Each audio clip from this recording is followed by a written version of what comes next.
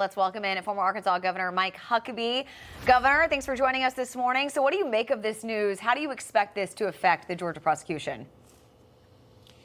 Well, given how ridiculous this whole case has gone, I doubt it'll affect it at all. But it should affect it by having her disbarred and all the charges dropped. This is absurd, to pay $500,000 to apparently her boyfriend so that they can go after Donald Trump.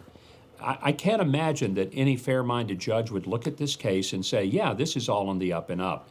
But given what President Trump has been through in the legal system, where it's not about what's right, what's wrong, what's legal, what's not legal, it's all about if it's Trump, let's go get him. If it's not Trump, heck, we don't care. Let Joe Biden, let Democrats do whatever they want. Not a problem. We'll look the other way. But this is a huge scandal, and I hope there's somebody fair-minded in Georgia that will go after it. Yeah, Governor, what a plot twist. So this private attorney turned special prosecutor, his name is Nathan Wade. He's been paid a little more than $650,000 so far in legal fees, authorized by Fani Willis, his girlfriend, to go after Donald Trump. They've taken luxury five-star vacations together, and I think if you're a fair-minded judge, and you look at that, this woman here, Fani Willis, of course she wants to keep the prosecution going, because as long as her office is paying her boyfriend, they can continue to go on these crazy vacations. If you read the details here, like five-star, five-diamond, all expenses paid vacations, and the prosecution goes on, and he bills her office every single month. Must be nice. Yeah, what's really sad about this, I mean, it's one thing to say, okay, so she's got a sugar daddy, he's got a sugar mama, let's just have some more sugar. But the sugar is being paid for by the taxpayers.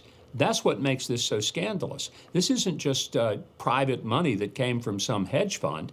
This is money that came right out of the pockets of hardworking people in Georgia who thought that they were paying for a prosecutor to adequately, fairly, justly, and objectively prosecute crime.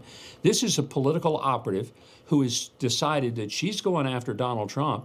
Doesn't matter whether Donald Trump has any real culpability in Georgia. She just hates Donald Trump. So let's use the taxpayer money to do it. And while we're at it, why don't maybe she and her boyfriend take some really expensive vacations? After all, the chumps of Georgia, those taxpayers, they're going to pay for it. Won't bother us a bit. Yeah, Governor, elections have consequences. We say it all the time, but the people of Georgia, the good people of Georgia, by the way, this is who they elected. This is your district attorney.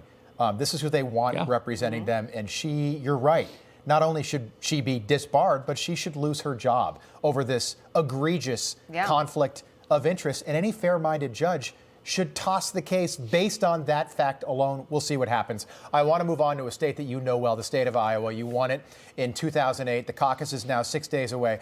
Look, Governor, I get it. No one wants to talk about weather, and no one wants to make this an issue. If it was snow, I wouldn't even ask you the question. The high temperature forecast on Monday in Iowa is -2. That's the high. So the low, by the way, is -11. That could change, but it's not going to change by much.